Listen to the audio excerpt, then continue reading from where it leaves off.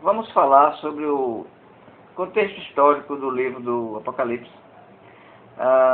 Como eu já falei, para ajudar no entendimento do livro, uma das coisas mais importantes é saber a situação histórica que a igreja passava. Sem essa informação, nós não temos a mínima condição de entender qual o sentido daquela mensagem que foi destinada de maneira dramática, simbólica, apocalíptica para aqueles irmãos no primeiro século. Bem, nós sabemos que a igreja nasceu sob o domínio do Império Romano, não é verdade? E Jesus nasceu na Palestina, na Judéia, em Belém, e na época a Judéia, bem como a Galileia, a Samaria, eram províncias romanas. Como também todo aquele mundo atual, a Síria, a Grécia, a Ásia Menor, né, partes do Egito. Então, todas aquelas regiões eram partes do Império Romano. E o Império Romano nomeava seus governadores, como nós tivemos Herodes, né, que foi um governador daquela região sob domínio, sob jurisdição romana, né? E os romanos, eles tinham seus governadores. Muitas vezes eles permitiam que governadores locais, como foi o caso de Herodes, né, que tinham uma certa filiação idumeia dos idumeus, governassem desde que eles fossem fiéis a Roma e mantessem a paz do Estado, né? Então, por exemplo, Herodes, sabemos que ele investiu na reforma do templo lá em Jerusalém. Ele não fez isso porque ele amava o povo de Deus ou tivesse fé em Deus. Ele fez isso para agradar os judeus, porque ele sabia que agradando os judeus, ele iria ter muita tranquilidade e paz para governar, uma vez que os judeus estariam felizes e como estavam com a reforma do templo. Mas isso não eliminava a forte tensão que havia, porque os judeus estavam com o sangue fervendo na espera do Messias que iria libertá-los daquele forte jugo e poder romano.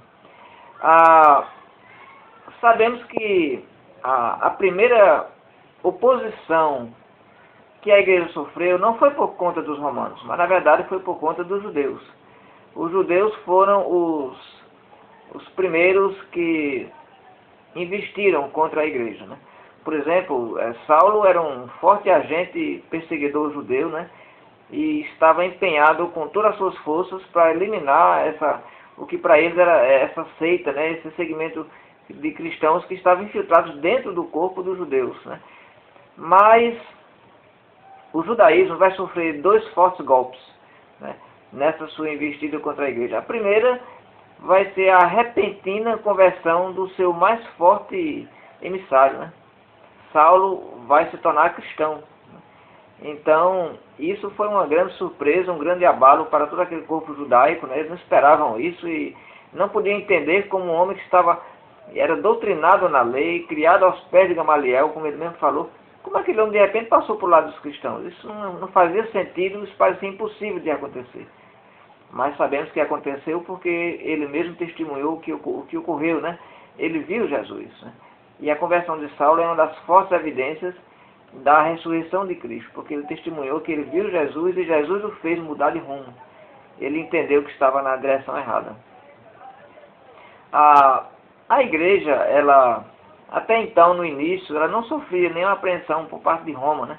Na verdade, Roma sempre soube que governaria povos das mais diversas religiões. E Roma era tolerante e permitia que cada povo seguisse o seu Deus, né?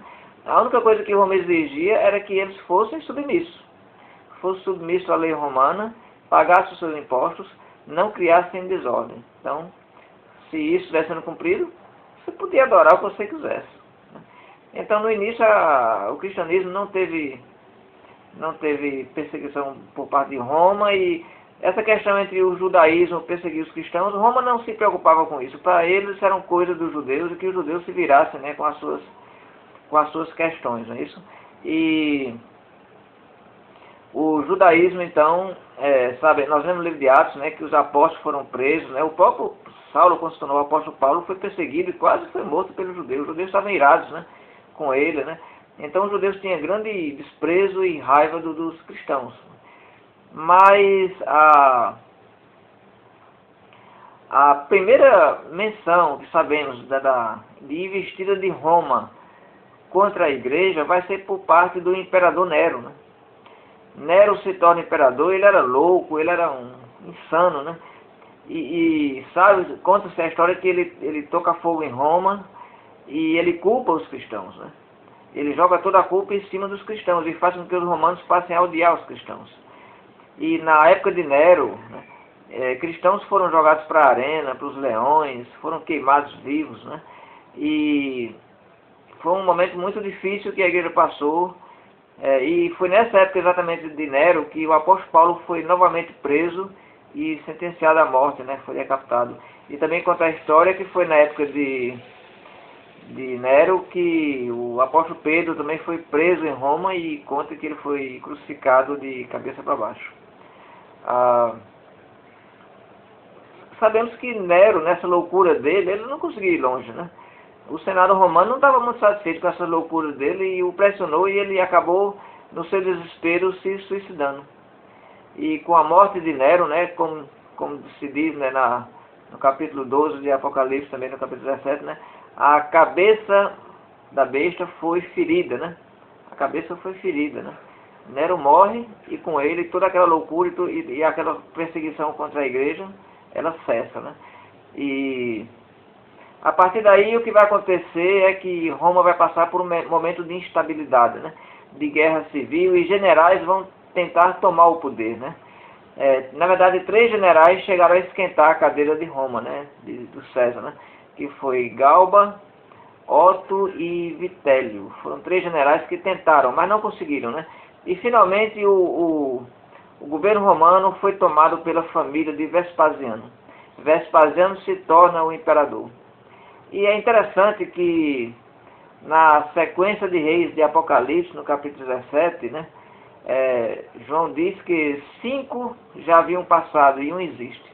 Então, cai para Vespasiano, né? 5 já tinham, o quinto foi Nero, né? Então Vespasiano seria o imperador então na época da escrita de Apocalipse.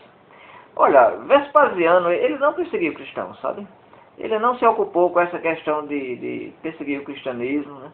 E na verdade ele foi na época de Vespasiano que o judaísmo sofreu o seu mais profundo golpe, né?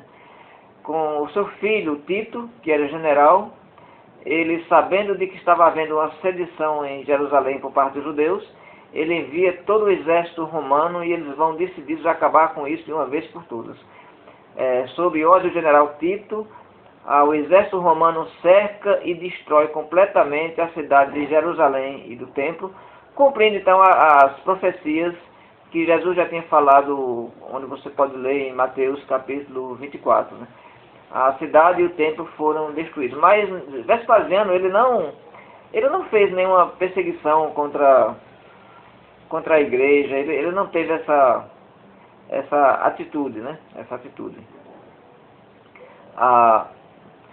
Depois de Vespasiano vem o seu filho Tito, né?